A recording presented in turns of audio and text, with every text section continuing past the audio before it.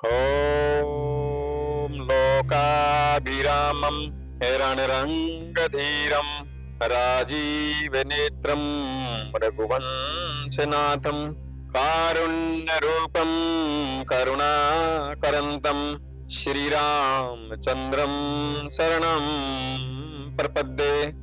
ॐ शान्तिः शान्तिः शांति। ओम। इस देव कृपा चैनल में आपका सभी छोटे बड़ों का स्वागत है। हम फिर एक बार हाजिर हैं आपकी शंकाओं के समाधान के लिए। तो कृपा करके आप अपनी शंका करें, अपना सवाल पूछें। महाराज श्री आपके श्री चरणों में प्रार्थना ये है कि कुछ एक हमारे जो दर्शक ये कार्यक्रमों को देख रहे हैं उनकी तरफ से सवाल आया है कि जब वो पूजा करते हैं तो उनके आराध्य उससे प्रसन्न है, उनकी वो पूजा स्वीकार हुई है या नहीं है, उसका बेहतर फल प्राप्त होगा या नहीं होगा, इसका पता कैसे लगेगा? ठीक बात है। कुछ लोग तो इन बातों को पूछ लेते हैं, कुछ नहीं पूछते। तो ये जिज्ञासा, ये अभिलाषा, ये प्रश्न, ये सवाल, ये शंका मन में घूमती ही रहती है, देखते भी रहते हैं। और जब हम उन लोगों से ही पूछते हैं तो वो कहते हैं ये तो हमारा ही सवाल है, हमारे ही प्रश्न है, ये कैसे होते हैं हमें पता नहीं। हम ही पूछते हैं लोगों से।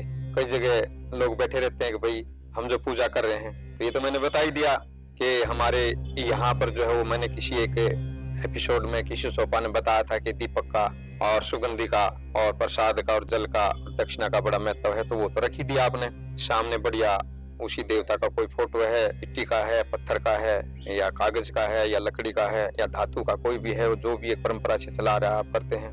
तो ये तो बात पूछा आपने कि हम सब चीजें लेकर बैठ गए, बढ़िया आसन पर बैठ के बढ़िया हमने वस्त्र पहन रखे हैं और पूजा कर रहे हैं। तो हमें थोड़ा सा ये तो पता तो चलना चाहिए कि भी हम जिस देवता का, जिस हमारा देव का, भाई हमारा इष्ट देव क्या है, हमारा कुल देव, वो एक फिर हम बताएंगे। अभी हम खाली ये बता रहे हैं कि हम जिस भी देवता से अभी प्रार्थना पूजा कर रहे हैं तो वो हमारी प्रार्थना पूजा उस देवता तक पहुंच रही है, वो देवता स्वीकार कर रहा है उसको या नहीं कर रहा, कैसे, क्या चिन्ह है प्रकृति के, क्या संकेत हैं, क्या निशान हैं, क्या हमारे को ऐसे कैसे पता चलना चाहिए। ठीक बात है, प्रश्न बढ़िया है, इसका उत्तर हम देते हैं। बात यह है कि जैसे ही देखो कुछ तो प्रकृति के अपने संकेत हैं, कुछ चिन्ह हैं कि हम जब देवता का पूजन करें तो हमारे आंतरिक भाव से कुछ हमको हमारे मस्तक में एक अच्छी वाइब्रेशन, अच्छी कंपन, अच्छा एक संदेशा जाएगा, जिससे हम ऐसे ही बिना बात उसको हम ढूंढ तो नहीं पाते हैं। अब हम कहते हैं भाई चंद्रमा देखने से अच्छा लगता है, वो कहते हैं अच्छा लगता है। क्या अच्छा लगता है, कैसे पता करोगे आप ये अच्छा लगता है?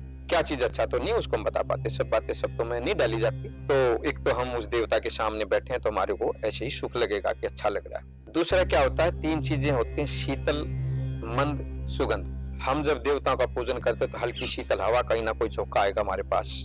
और देवताओं का पूजन कहीं बहुत गहरे में एकदम से और गहरा कई जगह देखते हैं, ना कोई सूर्य का प्रकाश, ना कोई प्रकृति का कोई किसी तरह का उसमें कोई हवा का रूप। ऐसे पूजा के स्थल भी नहीं होने चाहिए। थोड़ा सा उसको हवा का रूप, थोड़ा सा प्रकाश का, सूर्य का, प्रकृति का, तो उसके साथ संकलन, प्रकृति का तो उसके साथ जो है जुड़ाव उसके साथ होना चाहिए। तो हम पूजा करें तो हल्की सुंदर सुगंधी, उसको हवा के तीन जो गुण, शीतल, मंद, सुगंध, वो हमको स्पर्श करेगी, वो हमारी नासिका से हमारे अंदर जाएगी, हमको अच्छा लगेगा।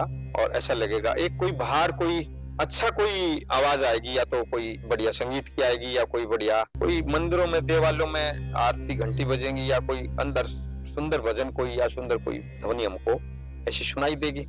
स्पर्श बढ़िया हुआ हवा का, बढ़िया हमको ध्वनि सुनाई दी। ये सब बातें बहुत बढ़िया, लेकिन सबसे जो बढ़िया बात है वो ये है कि हमने जो दीपक जगाया है, और वो दीपक जो है वो थोड़ी देर के बाद बहुत उसकी लो जो है वो बड़ी लंबी पतली हो जाएगी, और पतली लंबी हो जाएगी, और थोड़ी देर में जो है ऐसे लहरें लेने लगेगा वो, ऐसे उसमें एक प्रकार से नाचने लगेगी दीपक वो, और बिना बात ही हमको अच्छा लगेगा वो।